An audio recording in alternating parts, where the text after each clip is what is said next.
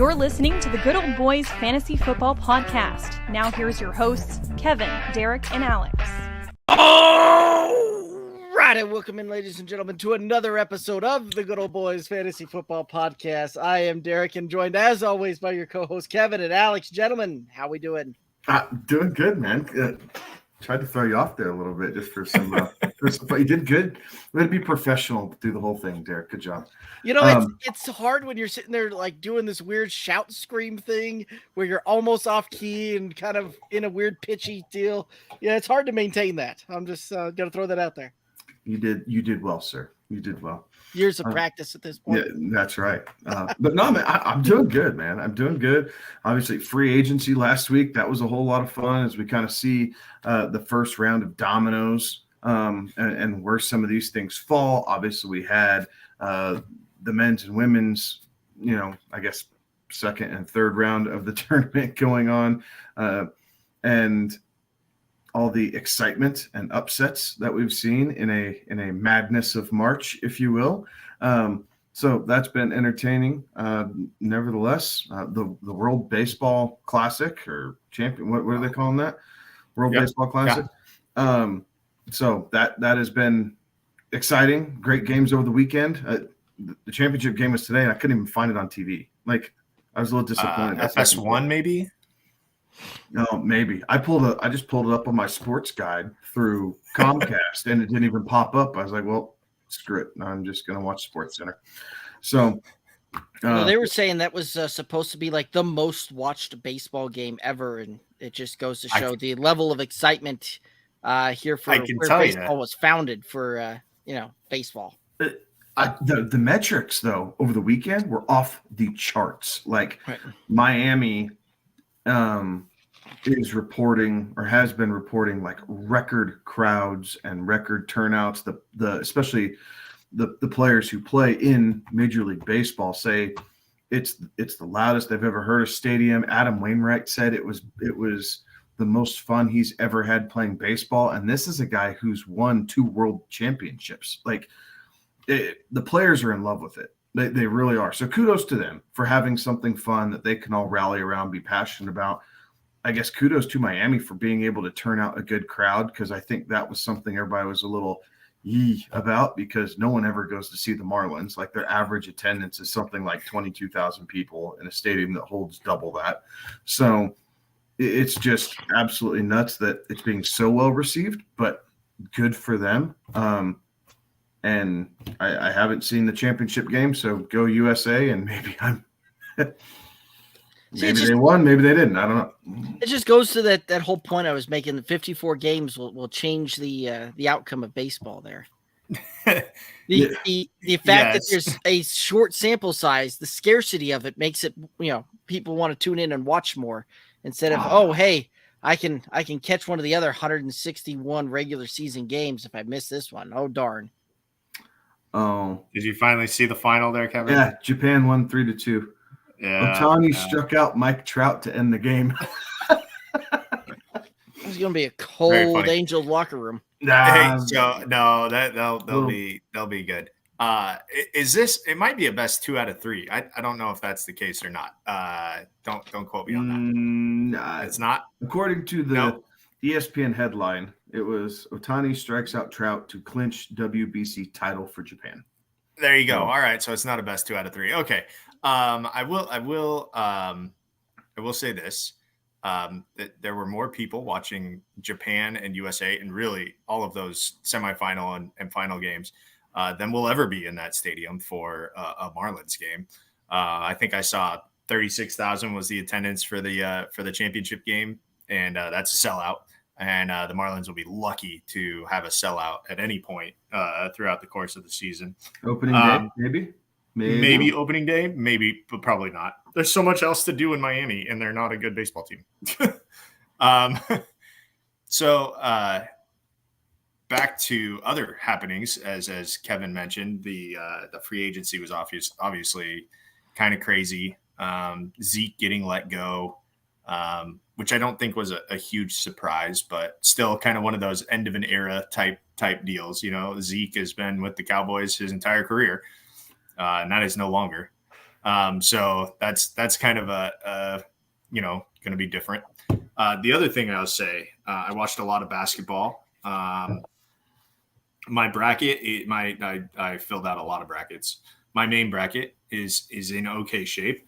I was at an event on Friday night, eating my weight in crawfish, and happened to pull out my phone at some point and check to see, Fairleigh Dickinson is in this. Like they're giving Purdue a run for their money. And then I watched the last couple minutes of it and was shocked. Was absolutely shocked that Purdue and Kevin, I know you have Purdue ties, and that probably couldn't have hurt your heart more than seeing Purdue. If there was ever a year where a 16, season, though, man. Exactly. If there was ever a year though where a 16 was going to beat a 1, it was this year, because there was really no clear-cut dominant number 1 team, as you can see throughout the course of the season, really, because that number 1 spot kind of got tossed around a little bit between 4 or 5 teams. And so now we've got, 2 1 seeds out as we head into the second weekend of games, and it'll be fun to see. Will Houston or Alabama, make it there? Houston and Texas are on a collision course to play in Houston. By the way, the Final Four is in Houston, so that would be something if University of Houston can make it. We've done it before with the Fly Slamma Jamma, where they were in their home court playing. Yeah, it's gonna be crazy. They haven't looked all that dominating in any of their games, so we'll see if they can hang on. We'll see if anybody else wants to step up and take this thing.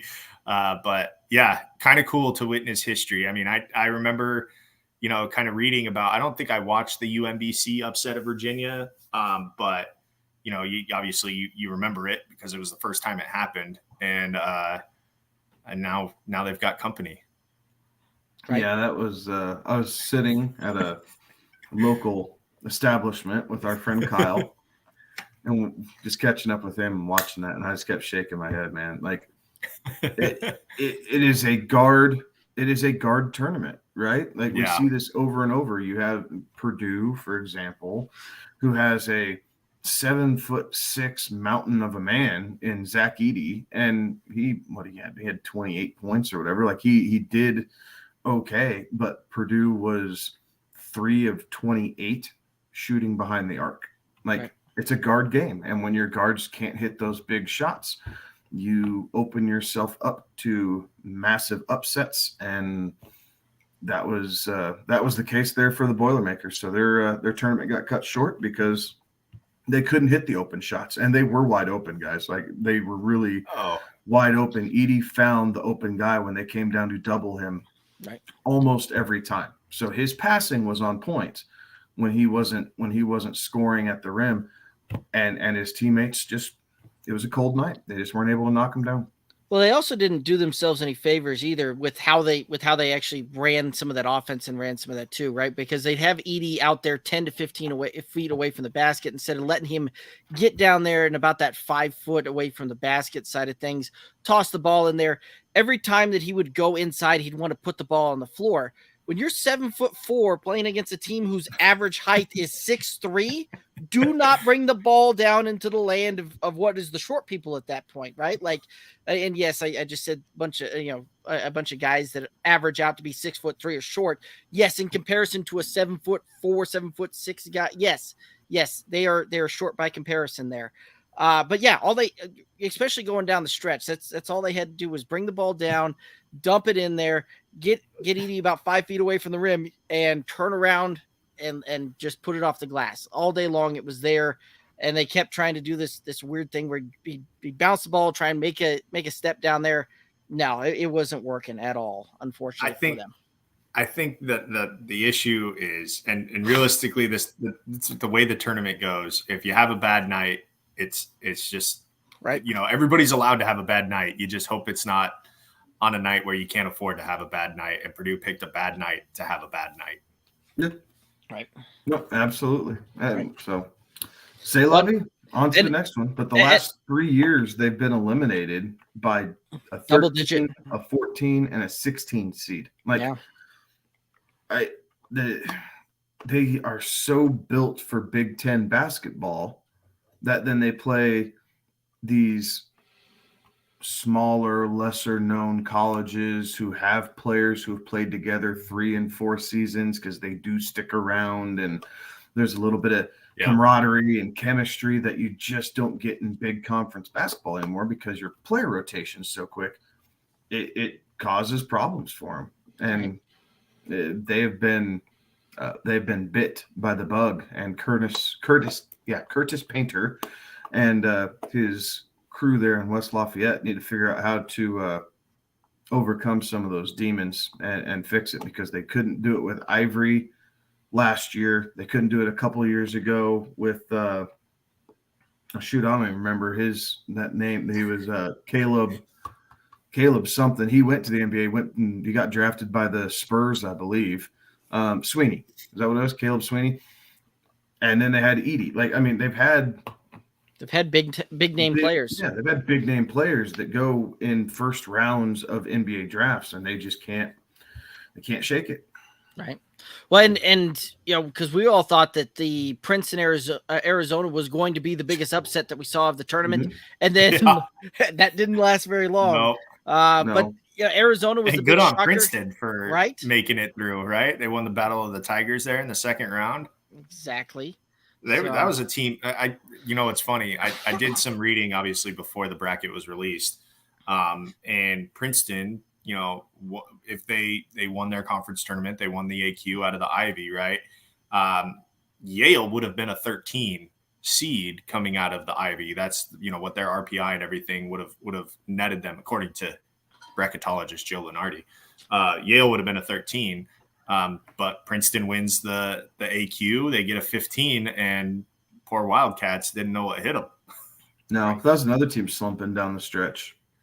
They were struggling down the stretch too. So, that's the difference, right? These teams who start to sputter down the end compared to some of these schools who had to fight for their tournament livelihood, like a Princeton. And then you just have a room full of believers at that point, right? You have 12 guys at a common goal pulling in the same direction, and that, are believing and cheering for each other. And it just shows, what teams and groups are able to do when they have a common goal and everyone buys into it. It's fun. It's what makes the tournament so stinking fun.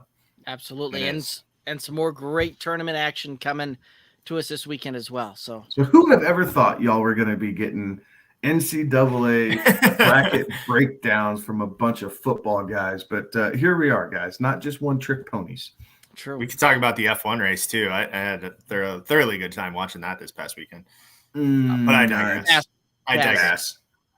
Pass. All righty. So any other thoughts here on any of the free agents, reactions, anything like that? Are we ready to start breaking down some NFL draft prospects here? There was so much that happened. I don't think we so have much enough time. Free agency was so crazy. We'll just, you know what? We'll punt on the free agency, and we'll just see. He wants to punt. I dive into it for the next hour and then say. I know, but more stuff will obviously be coming out. But I'll punt on free agency unless my co-hosts want to keep going. I tell you what. Do you have one highlight, Derek? We can touch on one piece. I was going to say let's go through that and just what was your biggest? Take one. Okay, what was your biggest takeaway, Alex? My biggest takeaway actually wasn't free agency related, but it is going to be how much the Packers are going to fleece the New York Jets to get Aaron Rodgers off of their payroll and onto the New York Jets payroll. He has put them in such a position that it is unfathomable, right? Like, when have we ever seen a future Hall of Fame quarterback come out and say, I'm going to play for this team next year? Never mind the fact that this other team that I've played for my entire career still owns my rights and has a contract, and I signed what didn't need to be a multi-year contract last year, but I did that anyways. And now I'm going to go play for this one team and this one team only. It's up to the other people to make that work. Right. Like, what? Yeah, I mean there was a lot of that it seemed like the somebody had leaked a little bit of information beforehand, kind of going into that one, that the Packers were fully ready to go the Jordan Love route.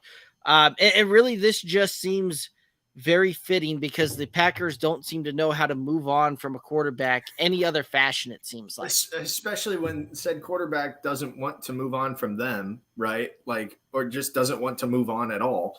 And then they're just so messy at the end of their career. How fortunate Green Bay has been to have the level of quarterback play that they have had over the last 2.5, 3 decades. And then to watch them just completely fumble it at the end. It's like, who was that? It was either a pickoff or an interception or a fumble return. And then, what's his name from the Seahawks? DK came back and hawked him right before he got into the end zone. So Buda Baker, that's the Packers right now, yeah. right? Yeah, you're thinking of the Buda Baker. Yeah. So Buda Baker's chugging. The Packers are chugging down the sideline, thinking we got this, and then here comes DK Metcalf out of nowhere. Just that's their situation. It is ridiculous.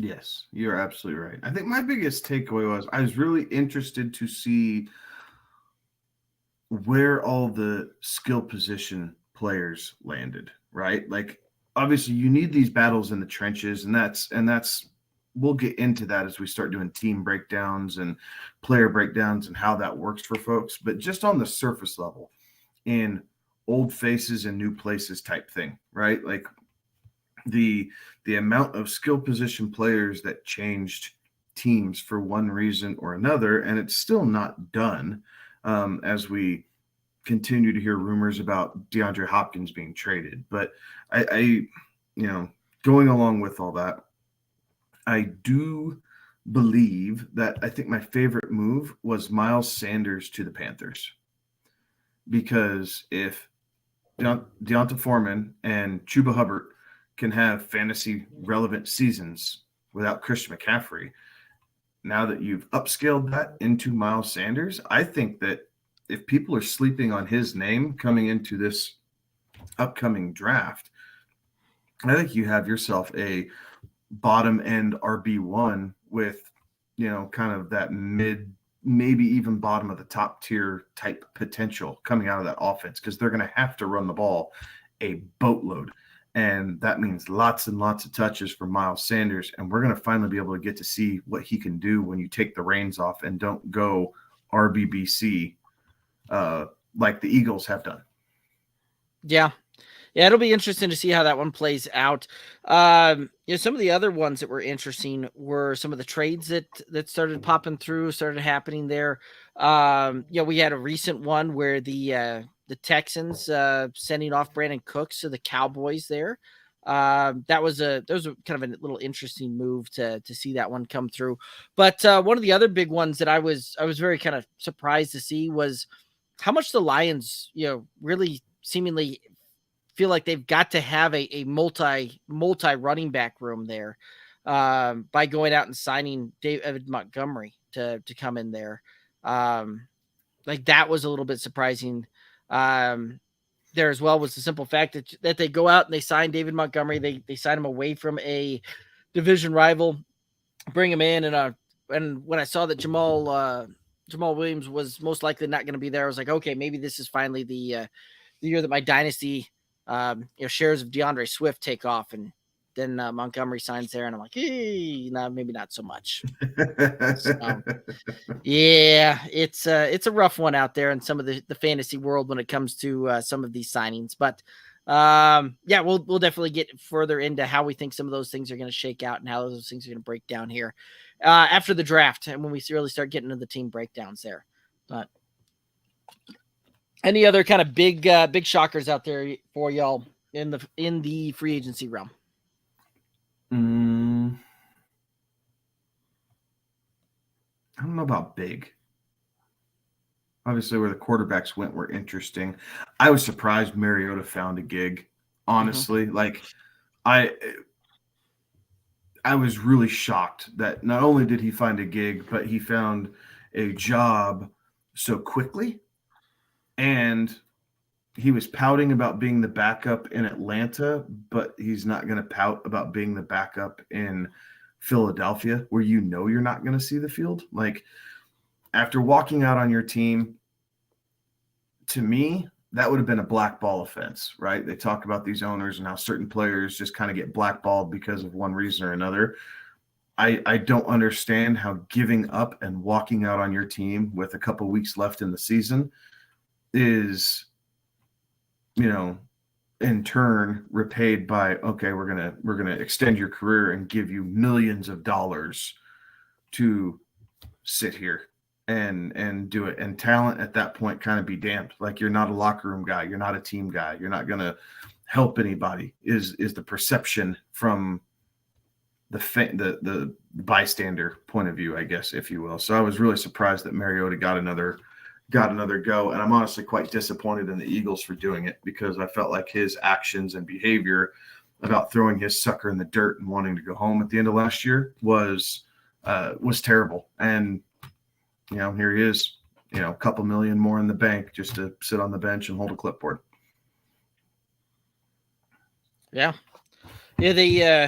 The other drama with some of the other your quarterbacks still not fully under contract for next year. Lamar Jackson, that saga continues there, where it seems like both sides have kind of gotten into a stalemate there, and we'll see what ends up happening. But I was very interested to see there, because of the fact that he's got the non-exclusive tag there, and seemingly there's not those moves coming out there that you would have expected some teams to go out there lining up on what many would consider a top tier quarterback in the league, seemingly willing to sign an offer there, guarantee the money, all of that it seems like he's wanting to set the market on, and trade up the 2 draft picks to do it. So it'll be interesting to see how that one comes to play and comes to fruition.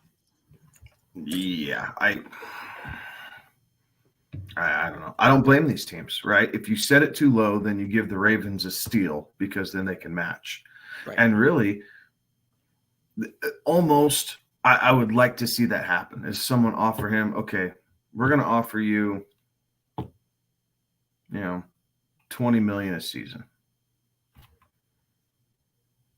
And then, well, I guess he would have to accept it for the Ravens to be able to then match it. But still, I'm becoming less of a fan with how this thing's going down. I know I keep saying that this is a business, but this speaks volumes, right? People don't want to pay him that much money. And then again, on top of that, like you just mentioned, give up the draft picks. Dude, read the writing on the wall. Like, get what you can get, sign it with the Ravens, and call it good, because you are not an elite thrower of the football. You are a dynamic athlete who can throw the football better than average, but you are not an elite thrower of the football, and no one wants to be left holding the bag when your legs give out on you. Right. It's one of those that it's just very interesting from the standpoint that you're right. Like, there's, no team wants to necessarily go out there and basically do the Ravens work for them. Right. And that's really, I think, part of why you see teams not necessarily, offering all these contracts up, things like that, because they know if they offer a deal that's, probably not far off from what the Ravens and Lamar have already been discussing anyway, because that's, seemingly kind of the fair market value of that one. And, basically doing it to a point where he would accept the offer, the Ravens just get to go, okay, cool. That's our contract now. And they move on from there, or they get the 2 draft picks back. And so, very interesting to see how this one plays out. And what'll be interesting to see is if he ultimately signs his franchise tender, or his non-exclusive tag on that one. And if we see him playing at all next season under the tag, or if a deal gets done. So something very much worth keeping an eye on and seeing how this thing kind of plays out here. But any other thoughts? Are we ready to move on to some draft prospects? Big uglies, here we come. All righty, Kevin just hit it up. That is right. We are heading over to the offensive line tonight, hitting up some of these draft prospects here, and we're going to rock and roll it. I've actually got the first player starting it off here tonight. and that is Anton Harrison, 6'4", 315 junior out of the University of Oklahoma. And he has great size, great length to play tackle, played a lot of left tackle over there in Oklahoma. And he had pretty good success over there as well, right? A total of 5 sacks given up the last 3 years combined in 2020, 2021, and 2022. Like the guy can play, and he plays really well in his zone gap. Oklahoma ran a lot of RPO, very used to that, and really plays well in a run first type of offense in that zone gap RPO scheme. He's got really good foot movement and keeps his hands in kind of that punchy position. So keeps his hands up, ready for block or ready for rushers coming in there. Needs some improvement in some straight ahead power football running, right? Like really good in the zone scheme. We didn't see a ton of that where it was straight ahead power football running. So a little bit of some development needed there. We haven't seen enough to really know what that looks like there. He can play upright a little bit too much at times, right? Like he's got that big frame, can get upright, can let rushers kind of get in and get a little bit of leverage on him there a little bit. I think that he's going to be a late first round pick here. And I really think that he's probably going to Cincinnati down there late first round there, kind of bolster up their offensive line there. So Anton Harrison, I think he'll do well here at the next level. A little bit of development, but I think he'll do well. All right. I have Broderick Jones, the 6'5", 311-pound redshirt sophomore out of Georgia. Broderick Jones is crazy fast, right? For a left tackle. His 40 time was buzzed there at the combine here for a little bit. So he has the speed, he has strong arms and powerful hands, right? So if he gets his mitts on you, you're not going anywhere. He can stop elite pass rushers if they're trying to bull rush. I think where he's going to struggle a little bit is more of that finesse move because he bends with his waist a little bit too much. He gets unbalanced as opposed to using his legs. But he does have good feet to be able to recover from minor mistakes. And because of his speed on run plays or screen plays, he's able to get up into that second level and kind of be a wrecking ball against linebackers or a very brave safety who decides to stick their nose in there. He didn't give up a sack at all in 2022 for the national champion Bulldogs, which is obviously impressive, but nevertheless, he is still a little raw because he only has 22 starts, right? So he didn't play a whole heck of a lot. I think he will probably end up on the right side if I had to guess. I don't know that he's going to be a fully refined left tackle for the NFL, but I don't see a whole lot of fully refined left tackles in this draft at all, guys. Like that's kind of the common theme is looking through these guys. You're not seeing an Orlando Brown type or a Tyron Smith type coming out who you know is going to be your left tackle for the next 8, 10, 12 years. So it's not just him, it's kind of everybody. But nevertheless, good player, kind of that middle of the first round area is where you could see him going.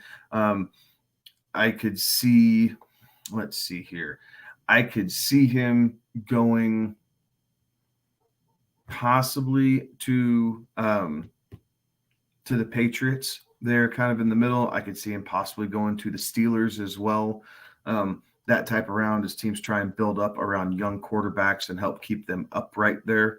So both landing spots have great tutelage, great head coaches, and staff around them to help develop him. But he's going to need some of it because he's not polished yet. He does have some work to do. All right. Cody Mauch. Out of the North Dakota State University. 6'5", 302, redshirt senior, played a lot of football up there in Fargo. He played left tackle a lot in college. You can get away with that at the FCS level, being 6'5", 302. He joined NDSU. Actually, I took a personal note. I watched Cody Mauch when he was in high school, and then I watched him kind of matriculate into North Dakota State. He was a tight end in high school, played 9-man football in high school, which is fun, and led the set the record at his high school for most touchdown catches because he was a tight end, and most sacks because in 9-man football, that's what happens. So he joined NDSU as a walk-on tight end, then put on a bunch of weight and became a beast of an O lineman. And if you look at him, and this is a great description of him on NFL.com, he's missing his 2 front teeth, and he has long flowing red hair. And so as they describe him, and I don't want to mince words, I do want to, direct quote here from Chad Reuter. He looks like a hockey player about to play football. And he kind of does have that bulldog mentality of I'm going to go out and I'm going to hit you. And that's what Cody Mauch is. So he can get to the second level, sustains blocks on both the first and second level. If you look at any film of him, man loves a pancake, and he will get one at any and all cost. He will get a pancake. Really good run blocker, which was useful at North Dakota State because they ran the football a lot up there. And so he got plenty of work in that. Does need to work a little bit on his pass blocking footwork. And that's, going to come with time and experience and maybe a little bit more coaching and a little bit more asking to do that.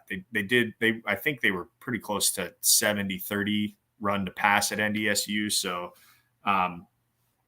you didn't get a lot of experience run blocking. I think he projects somewhere in the second round. Don't think that anybody's going to take him first round. Maybe even into the third. But he does project out nicely. NFL.com's got him eventually. His prospect grade has him eventually being a plus starter in the NFL. Comes from a program that has proven track record of delivering O linemen into the NFL. Go back. I mean, Billy Turner was one of them, but you can go back in front of that, and there's been plenty after Billy Turner who carved out a nice little career for him. Presently, guy on the Bengals, his name is escaping me, and I feel bad for that. But it's going to be a tough road because he does come from a smaller school, but I think he'll project out to be just fine in the NFL at the guard position. I don't think he's big enough, and he definitely doesn't have long enough arms to make it as a tackle.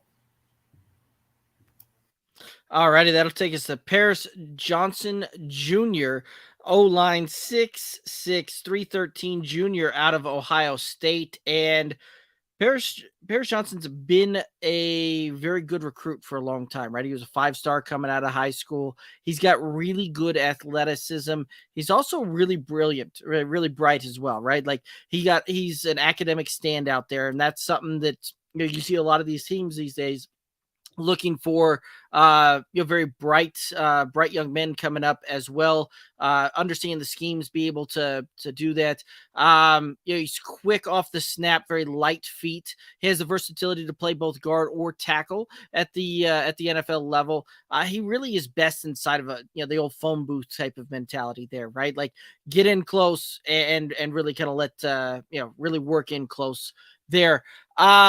But there's times that phone booth mentality kind of gets away from him a little bit, and he lets the Senators get inside a little bit. It doesn't necessarily use some of that big length that he has to keep the defenders at bay. Can kind of get a little grabby on them a little bit. And he's a much better run blocker than he's a pass blocker. The pass blocking needs some work, but this guy is going to be a first round talent, and I think he's going to be kind of early to mid first round.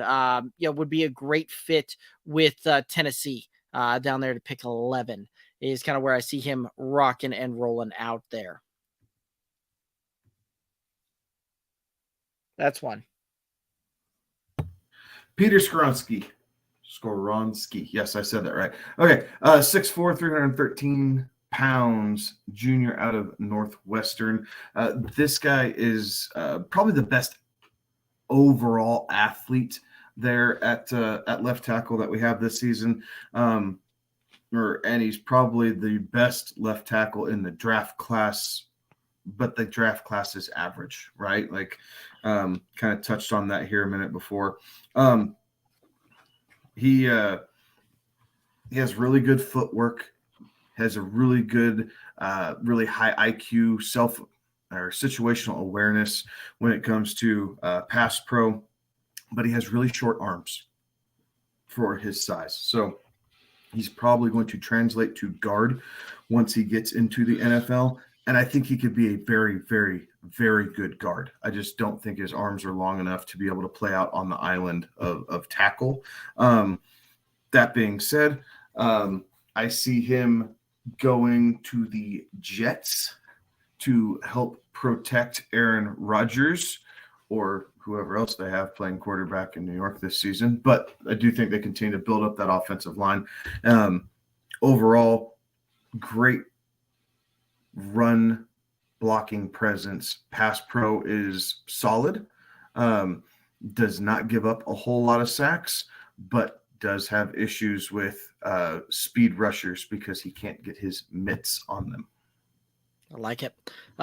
Peg's Pick also did comment in there on your take while you're going through there, saying, good thing there's an arm extension surgery out there. So, all righty, Alex, I think that one takes us to you. Yeah, I got Earl Bostick Jr. out of Kansas, 6'6", 309, senior, another guy who's played a lot of football, another guy who was a tight end in high school and actually joined Kansas as a tight end and then put on some weight and became an O-lineman for him. He played tackle there at Kansas, and some of his strengths were kind of the opposite of what Kevin was just saying. He is more of a better pass blocker than he is a run blocker, and is able to kind of mirror pass rushers with rapid slides, they say here. But the run blocking is something that is a bit of a concern for teams. Pad height, that's another bit of concern, that he gets a little too tall when he's making some of those up. When he gets into space, he gets a little too upright in tall pads, and then has to figure out his feel for the angles of the linebackers. So run blocking is something that he is going to have to work on. Again, played tackle in college. I think he projects a little bit more better inside than he does at tackle. Here's the deal with Earl Bostick Jr. He was rated, and this kind of echoes what we were saying before. He was rated the sixth best tackle at the combine. Now, obviously, not all the tackles went to the combine. Not everybody participated in everything at the combine. And while he is the sixth best tackle at the combine, he wasn't. That was in athleticism. His total score, he was 17th. So, look, Earl Bostick Jr. is probably going to be, if he hears his name get called, it's going to be on day 3. But he will be a nice piece, and we all know that in the NFL, you can never have enough O-linemen, and I think he'll carve out a nice little spot for himself on whatever team decides to go with Kansas. And now, I know we used to think of Kansas as a doormat, but they've kind of turned that around. So he knows how to win now, and he's been through bad, he's been through good, because he was at Kansas through a lot of bad, but then also there through the good. So that helps. He's a gamer. There we go. Darnell Wright, 6'5", 333-pound senior out of Tennessee, and this guy has experience, as they say. Played a lot of right tackle and left tackle in college, had over 2,500 snaps as an offensive lineman there. So he's seen some playing time down there. He can be a bulldozer. Really can get into the second level, lay blocks on defenders. He's got really good size, really good wingspan on that. He is a big body kind of guy. He's got okay foot speed and okay balance, but he can get caught leaning a little bit, especially on like speed rushers. Tends to put his head down, dips into them a little bit. Tries to keep them from getting up and underneath his pads there a little bit, but that can get him a little overextended, and he kind of gets caught reaching there a little bit. and that kind of flips onto the next side of sometimes with those speed rushers, he kind of catches them. He kind of brings them into his body, catches them a little bit more so than not. So really that pass rush is a big kind of area for development for him. And I think that that's going to be something that needs to happen rather quickly for him. But this is a guy he's going to get his name called. If it's not on day one, it'll be day two. This is a guy that probably will go in the second mid-round type of thing, if not early round two, I do believe. So Darnell Wright, we'll be hearing his name here shortly. All right, Matthew Bergeron, 6'5", 318-pound senior out of Syracuse.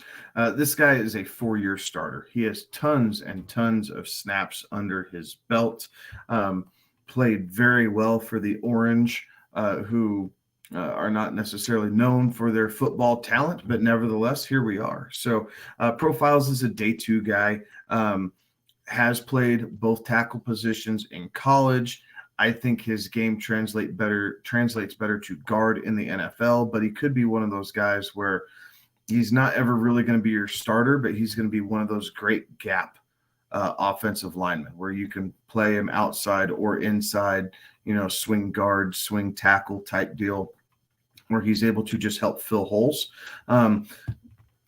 Not overly dynamic, but he does have quick feet and he's quick off the ball.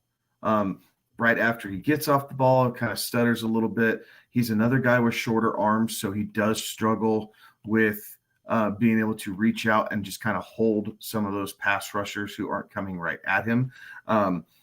But he does have good awareness to be able to deal with some of those spin moves and the blitzing concepts. So his visual awareness is there to at least help correct some of the T-Rex arms syndrome that he has. So there's another guy for Pang's picks, right? The arm extension surgery. But overall, good player. Does give up sacks, though. It is kind of one of his downfalls. Gave up 5 last year. Now, when you're Syracuse and you're down in almost every game you play, you do have to pass the ball a lot more than some other teams do. So there were a ton of opportunities for him to be back in pass pro. But nevertheless, when you give up 5 sacks your junior and senior year, it does kind of put some red flag out there for teams to be looking after of, is this the guy we want outside, or do we need to get him the help or move him inside to naturally have him with help to be able to fill the gaps that we need on our team. But Washington is a team that kind of comes to mind there in the second round as a team that needs some offensive line help as they're rebuilding that franchise and trying to figure out what steps they need to take to be competitive in that NFC East again. But definitely day 2. All right. Jordan McFadden, redshirt senior out of Clemson, 6'2", 303. 302 is his measurables there. He was a 3-year starter at Clemson, was a team captain for them, and he played both tackle spots. Does project as a guard because of his size. Doesn't have the height or length to stay out there, stay out at tackle in the NFL, but comes from a great program. You have to do something right to be a 3-year starter at Clemson when you know what they have waiting in the wings. So book on him says that he can he lacks the ideal mass and he'll get dumped by twitchy run defenders. So anybody that is which is virtually all of them now, right? Like every single edge rusher in the NFL, they're just those twitchy guys. So he does project to be inside where he can be help or get help. And here's the line that I like the most. Reliable prospect, lacking desired measurables, but he has the chance to become a good backup with eventual starter potential. Another guy that has experience, again, at the tackle spot, can move inside, should move inside to guard. But because he has that experience at tackle, can fill the gap, as we were talking with the last prospect there. So that's where he is. I think coming from Clemson helps him. I think if he was coming from any other school, maybe not so big of a prospect. But carrying that pedigree, that winning tradition that Clemson has had, being a part of that program, I think helps him. Late day 2, he's back up, right? This is not a guy that you're drafting to come in and make a difference day 1.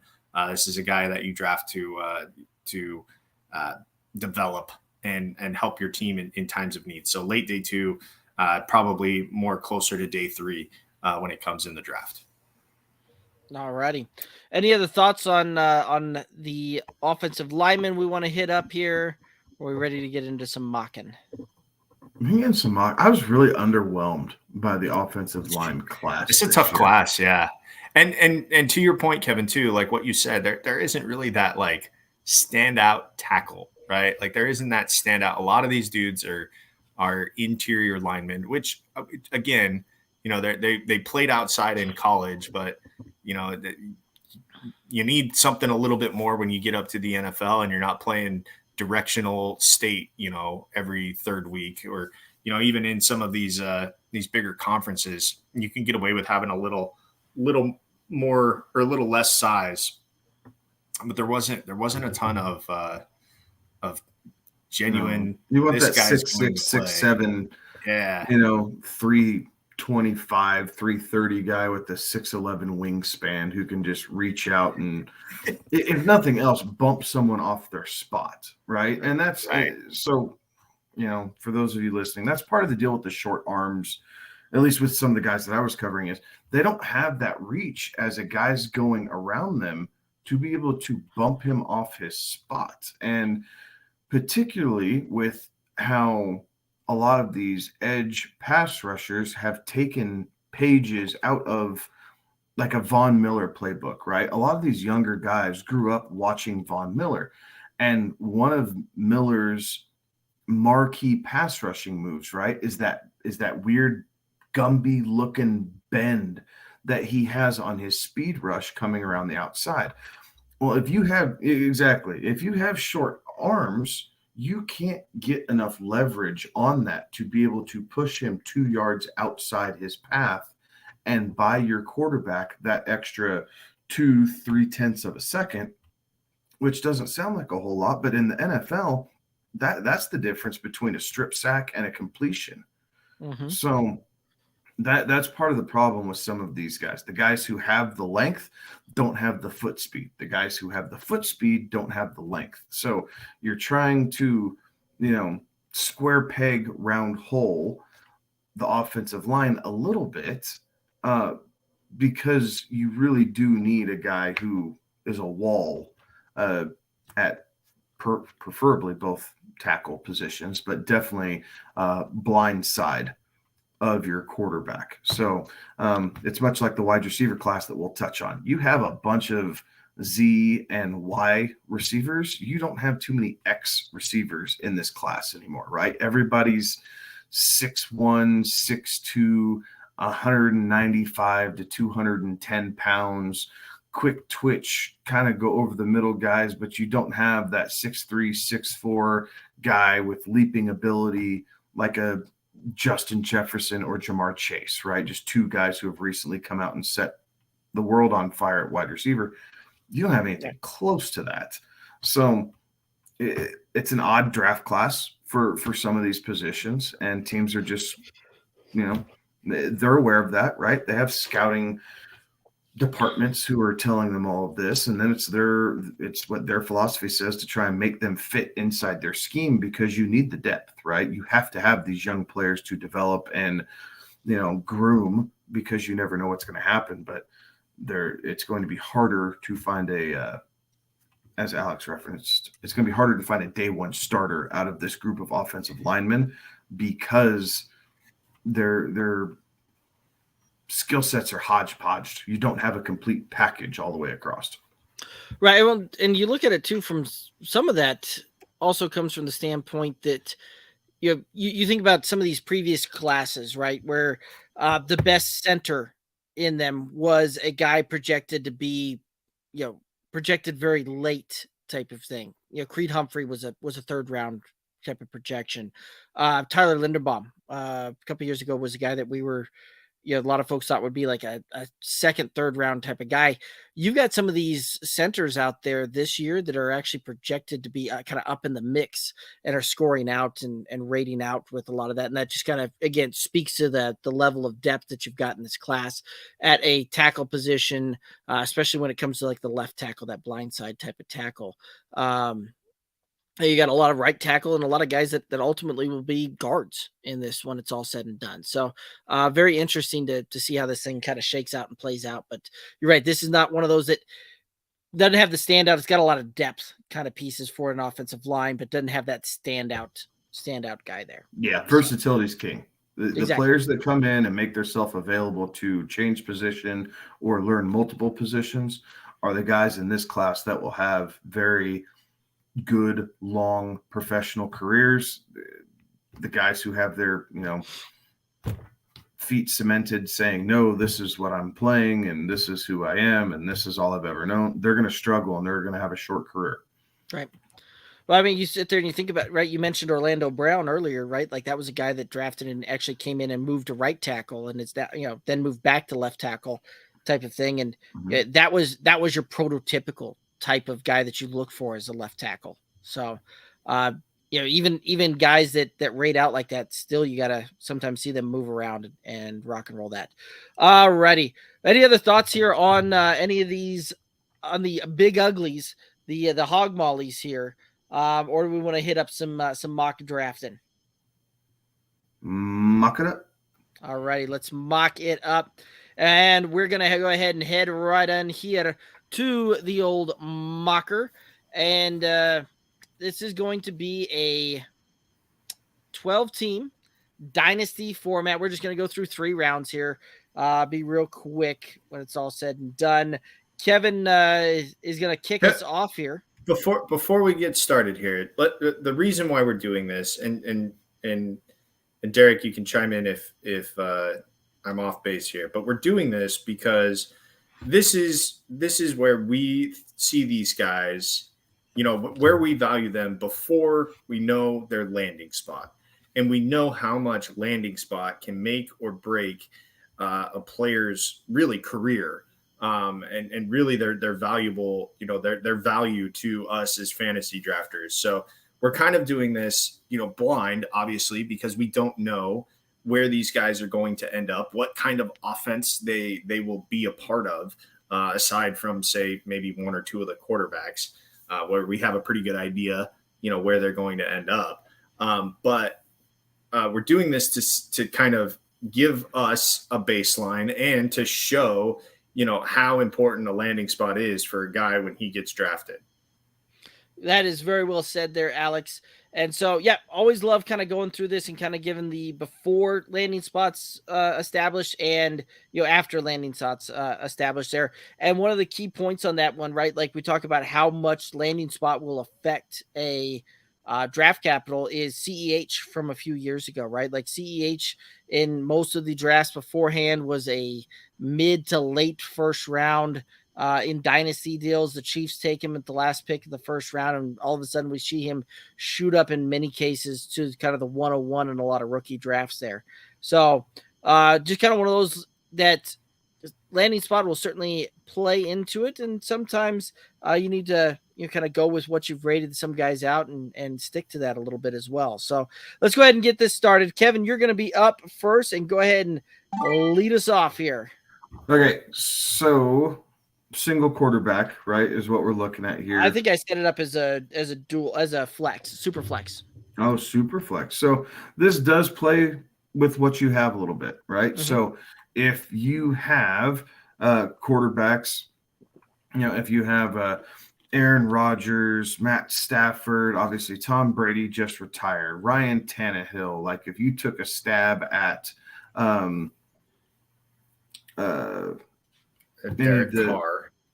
Yeah, Derek Carr. But if you took a stab and waited on quarterback or whatever, and now they're getting older, this is a potential spot that you could pick them up and be able to hammer that in. So I like CJ Stroud more than I like Bryce Young. Obviously, we'll see where landing spot comes in. That'll change. For For this exercise, though, most of my dynasty teams, I feel okay on quarterback. It is running back where I'm getting old quickly. Derrick Henry, Dalvin Cook, Zeke, that type of thing. So because I am getting old at running back, I'm going to do this a little bit different, and I'm going to take Bijan Robinson out of Texas because he is clearly the best running back in a draft class full of them. Yeah, I probably would have taken BG just because at this point. Yeah, I kind of like that too. He's one of those guys where I don't think landing spot really matters. No, he's kind of almost that Jonathan Taylor from a few years ago, right? Yeah. And even then, we thought he went into an awful landing spot and still turned out to be great.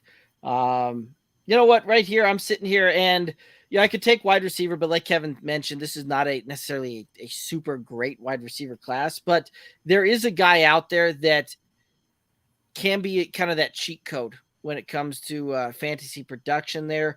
And so I'm going to take the darling of the combine here, Anthony Richardson.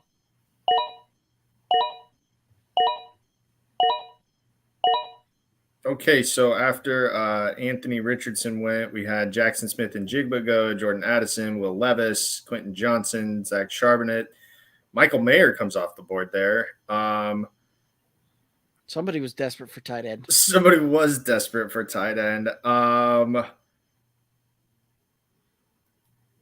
Wide receiver, again, this class is pretty rough. The running back options aren't the best here at the back half of the draft. But since I know I have the turnaround, no, you don't. It's a rookie draft. Oh, just kidding. I know I don't have the turnaround. That means I'm gonna try to make some hay on running back here, and I'll take. Funny enough, where I live now, the hometown kid, Devon Achane. Oh, okay. Thanks, Derek. We just lost our draft board. We did. But Rhodes, you are on the clock. If you there, but holy moly. It was that I didn't think it was that bad of a pick that you had to just leave the show. Yeah, I was so bad I yeeted myself right out of the broadcast there. Alrighty. So that brings us back to here. So I already have running back. I'm not willing to reach on a Hendon Hooker. Don't know that I'm necessarily buying that here. So I'm gonna go with Jalen Hyatt here. Another guy, 6 foot tall, right? He plays more as a slot receiver, but he gave the SEC fits with Hendon Hooker, and I think that his skill set will translate into being a good NFL target for a quarterback in need. Yeah, I think you're right. So I'm back on the clock here, and there's a couple of guys that I could go with, right? Like a big believer in what Zay Flowers could be at the next level here. But there's a guy right down there, and kind of like the second round rookie running back here, knowing that there's not going to be really anything to throw a dart at down when it comes to it. So I'm going to maybe reach here a little bit, but I'm going to take the Tulane running back. I like that pick. I think the closer we get to draft day, and especially after we have the actual NFL draft, I think he will climb up boards rather quickly. So I like that pick for you. Yeah, I think he will as well. So Hendon Hooker went in the pick right before me. So I actually had my eye on this guy while we were picking, and it so works out that he is still available for me. And I hark back to what one of my co-hosts said a few weeks ago when we were talking about the tight end class here. These are guys that you grab and you stash and you hope that they can develop and become productive starters in this league. And I'm in a spot here where I think I'm comfortable grabbing and stashing Dalton Kincaid. I like it. Interesting. Kevin, I'm not gonna lie. I would be salivating right now if I was a couple of picks higher up here. Mm-hmm. See, and that's funny. I don't know who you're salivating over for once. There we go. So as I'm going through here, with this, I am going to go back to the well on. I think I'm going to go back to the well on running back here, and man, well, I got a minute left. You guys can talk. I'm taking my sweet time here. See, I'm surprised that Kevin's taking that time because he's got his darling tight end still available there. Yeah, no. We went through this like fourth round maybe. Okay, but I'm not. Him and Bennett both, right? Like I was looking at Bennett, like I think those are fourth round guys, mainly because Washington. I just don't see him doing much his first couple seasons, and not that I couldn't take him, but in most cases, I think I would pivot off here a little bit. So, man, sorry, I'm looking for a guy here on our draft board that I cannot find, and I need to hurry. so you're down to about 20 seconds here. You know, we are Denver fans, so we start counting down the play clock. Right, the play clock. Like we're in a college basketball gym here. Exactly. Right. Should I give him the deke and start counting down from 10 at 12?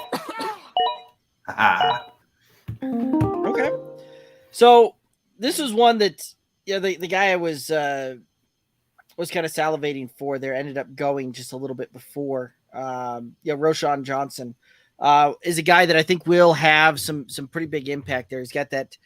He's played a lot behind BJ Robinson, but I think he can do very well here at the next level, and just needs a little bit of opportunity. But a couple of guys here that kind of stand out, and some guys that I really wouldn't mind taking a shot on here. And I'm going to go with my homer pick here when it's all said and done. But some guys that I'm going to highlight here: Kenny McIntosh, running back out of Georgia. Again, worth a flyer here in the third round here. But another guy a little bit further down the board here, a guy that played out of Minnesota and had a really, really solid career. Don't you do it, you son of a gun. He's way out of your league. Who shouldn't I go with here, Alex? Say it. Not the dude from Minnesota. Ibrahim? God dang it. Like that's one of those that I'm not going to do it. And I prefaced my whole spiel here saying that I was going to take my homer pick when it's all said and done. The guy at the very top of the board, Marvin Mims, the wide receiver out of Oklahoma here. But two guys that I did want to highlight there and just, they would be very, I feel very comfortable taking those guys as third round running backs. Come on, Mo. Let's go. He stayed around. Actually, there was two guys here that I was hoping would still be around, and this has made it a little bit difficult. One of them is Deuce Vaughn. Another, the name should sound familiar, out of Kansas State. But he's a little, I think he probably starts off as a special teams guy. Right, he's a scat back type of thing. Yeah, a little scat back guy. But I think he could have, depending on where he goes, and this is where we have this, where he goes, I think is going to greatly improve or decline where his utilization, because I think it's going to need to be a specialized type of offense or playbook and a coach that is willing to do that for him. But Muhammad Ibrahim stuck around. I got to watch him a lot at Minnesota. He's small, 5'10", but he is 210 in weight. And I think that I know he had a bit of an injury there that probably hurt him a little bit, but I'll take Yeah, no, I think that's a really good pick there. And really I'm pretty excited here with a lot of the way that this draft kind of fell to us here. Any surprises though that came to you guys? Max Duggan went. Yeah, that was a little third surprising. round. That's a little surprising to me. But in a super flex, it's not, though. I mean, No. you see quarterbacks kind of go all over the board as teams start reaching there in the third and fourth round for guys. So I don't know that I'm overly surprised by that. Because what, 4, 5, 6, 7, 8 quarterbacks in 3 rounds? Right. Because after these guys, Duggan's kind of the last one. And outside of that, you're really not doing anything. So those are the 8 quarterbacks that are going to be drafted. And it's just location and kind of what we think about their potential. Yeah. 4 tight ends going before the draft. I think that I'm a little surprised by that. Yeah. Yeah. But that's all right. I would expect, I don't know. Third round is when I expect those guys to really start coming off. So maybe Michael Mayer coming off at the second, beginning the middle of the second, I think would make more sense. But if you're, excuse me, if you're really hurting for tight end, you gotta make your play, right? That's where you have to use this this rookie draft. You're either building depth or filling holes, and I know that seems pretty obvious, but sometimes the holes outweigh what you need for depth, no matter what. Right. I was not gonna lie, I really do think that my pick in the third round, Marvin Mims, is a guy that we'll see sneak up once the draft day comes around, because I do think that we're going to see him, and we'll get to him here next week when we cover wide receivers. But kind of early preview here. He's a guy I think we'll see get into a day 2 pick and be able to get into a really good landing spot that we could see him be the slot type of wide receiver, speedy, shifty, fast type of guy here that could land with a pretty good quarterback and a pretty good scheme, and we'll see him shoot up into rookie dynasty drafts kind of very quickly into the second round. So any other kind of surprises out there on the rookie draft, or anybody that you're willing to kind of call the shot on now and say that they're not going to be there here about a month from now when it comes to rookie dynasty drafting season, that they're not going to fall that far? Oh, I think there's. I tell you what,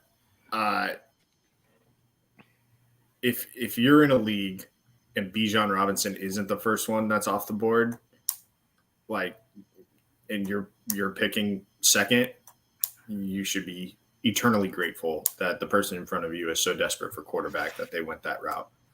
I can't tell you how much I think Bijan Robinson is going to just light it up in the NFL if he stays healthy. Yeah, he's the safest pick by far. Yeah.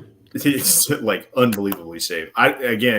As I said, I don't think it matters where he goes, provided it's not where he doesn't get lost in a shuffle of a running back by committee. Some team just grabs him because he's there. That already has established backs. You just hope that he gets a chance to shine, or that he ends up on a team that the quarterback ultimately cannibalizes a lot of his opportunity there as well, right? I've seen so many mocks, and I think they're more by fantasy folks than actual NFL folks here, that keep talking about Bijan Robinson to the Eagles in the first round. And yes, I can see where that kind of might make sense, that kind of stuff, but you've got other holes there, and that would hurt Bijan Robinson with Jalen Hurts.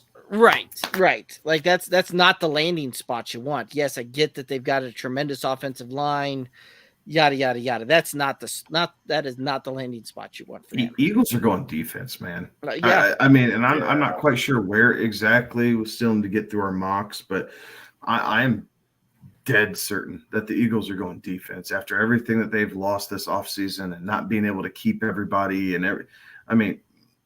really, their secondary, especially, they need some help there in the secondary now, and probably an outside linebacker, but I don't know if they're going to find anyone that late in the first round. So I'm thinking safety or corner for the Eagles in the first round to try and replenish everything that they've lost.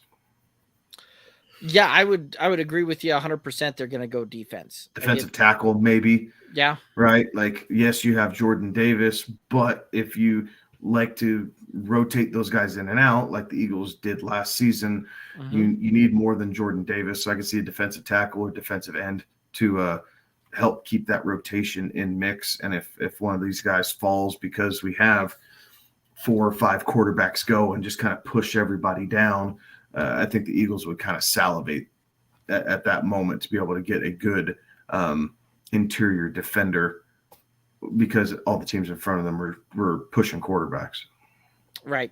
And we've seen this now play out for the last few drafts, that realistically, even these dynamic running backs, like, is there really a need to take them in the first round?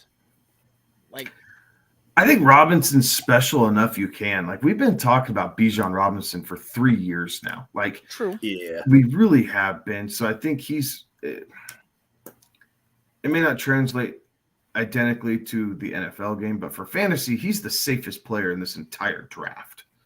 Like, he is pretty much team proof. You know, he's going to get touches. Like, he is going to be right there kind of in that, I don't know. I mean, walks into the NFL and you think he's RB15 plus. Yeah. Right? Yeah. I mean, that feels really comfortable, right? Yeah, like, so he's already upper half. I mean, you can't really say that about any other player in this draft, that they're going to walk in and be in the upper half of their position for fantasy for the next 3, 4, 5 years. Quarterbacks are okay. We thought this quarterback class was going to be a little bit better this time last year than kind of where it's turned out. And some of the measurables, Bryce Young is very good. His size and stature worry me a little bit. He is not that he's frail or health resistant, but he is very small framed. Let me put it that way, because we don't have all the data and I don't want to label him, but he is small framed. So it is going to take an offensive mind to do stuff with Bryce Young like Jalen Hurts is doing in Philadelphia, to be able to help bring him along a little bit. And CJ Stroud's, he's a smaller frame guy too, but he has the height. At least he's 6'4". He can see over his offensive linemen. Right. And we saw he torched Georgia, guys. Like, he really did in that semifinal game. He torched Georgia. And really no other quarterback in the last 2 seasons did. Maybe Bryce Young in the conference championship game in 21. Yeah, in 21, before Georgia won their first title. Bryce Young did it that game, but Stroud even put that performance to shame. He absolutely lit Georgia up until Marvin Harrison Jr. was knocked out of that game. Yeah. Yeah, absolutely. All righty. Well, any other thoughts here on anything we've talked about tonight? 1 week closer. There we go. 1 week closer. Absolutely. Hit them up with the final thoughts out there for the viewers and listeners. Enjoy some basketball, right? Enjoy some basketball that's coming up. Enjoy hockey as we get closer to the playoffs. For the NBA fans, enjoy yourself some of that too. Good on you for being a fan of the NBA. Yeah, exactly. I'm thinking more collegiately, and then the NHL. Like, those are kind of the two that I'm gearing towards here for the next little bit, while keeping an eye on my Twitter feed and news articles around NFL free agency and kind of what's coming on that way. So we're getting through pro days, right? So I think we still have a couple left, but I think most of these schools have been through pro days. And then here for the next few weeks, it's going to be all mock drafts and draft analysis and, paralysis by over-analysis in some cases, right? There's going to be so much information flowing your way.